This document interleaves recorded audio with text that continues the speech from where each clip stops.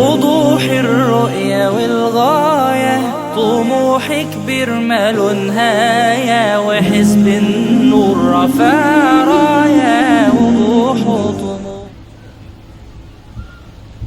بسم الله الرحمن الرحيم وبه نستعين. في البداية نرحب بالجمهور الكريم الذي شرفنا بحضوره اليوم. واليوم بإذن الله سنتكلم حول عدة محاور. أولاً أهمية دور الشباب. ثانياً دور حزب النور مع الشباب. ثالثاً عدم اليأس، عدم الإحباط، فالتغير لابد أن يكون تدريجي. رابعاً لا تستصغر أي جهد. خامساً عدم استعجال النتائج. سادساً وأخيراً خطورة السلبية. ما دام إننا هنتكلم عن الشباب فلنسأل نفسنا: هل شاهدت يوماً دولة ترتقي بدون شبابها وما يبذلونه من جهد وأفكار؟ هل رأيت يوماً دولة تتقدم وهي تهمش آراء شبابها وأفكارهم؟ بالإجابة يتضح جيداً دور الشباب الكبير.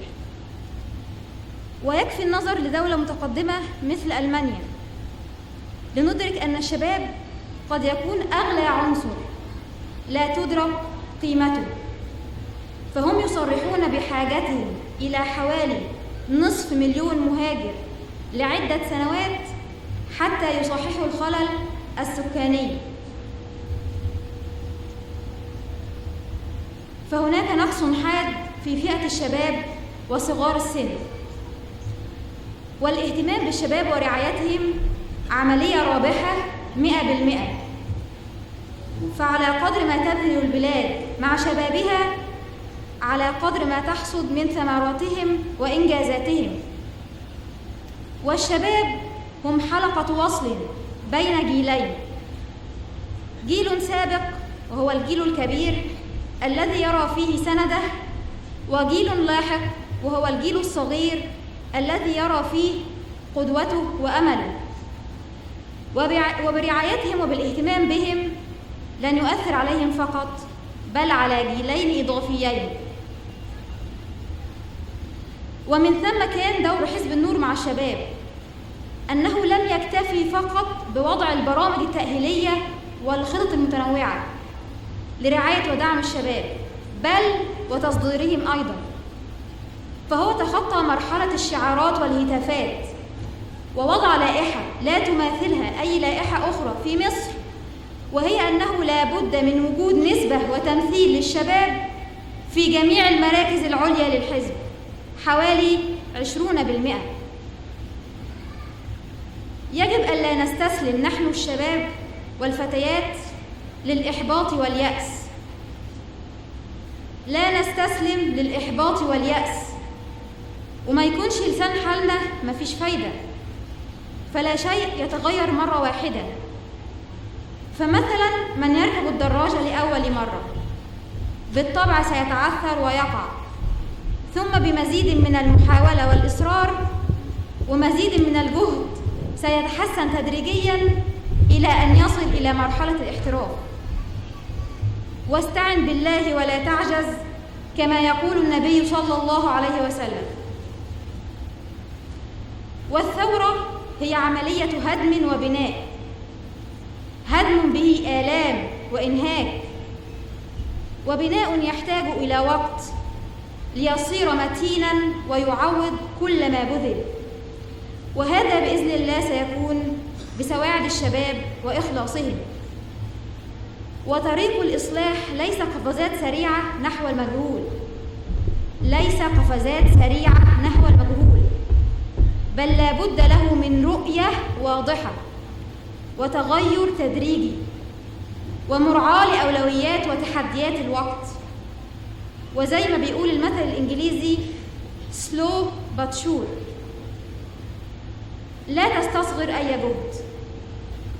المجتمع ما هو إلا أسر، والأسر تتكون من أفراد كتروس متنوعة تدور معا. وكل منها له دور، فلو توقف ترس لتوقفت المنظومة. فلو كل فرد قل من جهده وانتصر من غيره محدش هيعمل حاجة. ولنا في الهدي النبوي خير تحفيز، فقد قال النبي صلى الله عليه وسلم: لا تحقرن من المعروف شيئا ولو أن تلقى أخاك بوجه طلق. وما دام اتكلمنا عن عدم اليأس وعن عدم استصغار الجهد، إذن تبقى لنا عدم استعجال النتائج. فلا بد من العمل والصبر، فبدون الصبر لن ننال. فأنت وأنت تضعون بذرة قد تثمر بعد يوم، بعد شهر، بعد عام، بعد أعوام، أو ربما لن تراها، لا يهم. المهم أنك أنت الذي زرعتها، وما عند الله لن يضيع، بل ربما تبلغ بنيتك ما قصرت به من أعمالك. وتأمل من يزرع إزاي بيحط البذرة، يسقيها، يتعهدها بالرعاية لحد ما تبقى شجرة مثمرة. ولو كان شرط الفورية للحصول على الثمرة ما زرع إنسان شجرة قط. وأخيرا، الواقع الآن أشبه بسائل ما زال في مرحلة التشكيل والتكوين، ثم يوما سيتجمد ويتصلب. فكيف يتحسر من لا يفعل سوى الشكوى عن عدم رضاه عما سيكون؟ ولماذا يتألم لأمر لم يبذل أدنى جهد لتغييره وتحسينه؟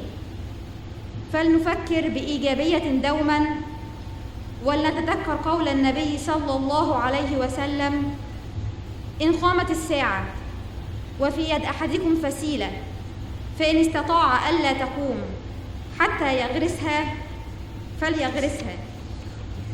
وأختم بقوله تعالى: إن أريد إلا الإصلاح ما استطعت وما توفيقي إلا بالله عليه توكلت وإليه أنيب.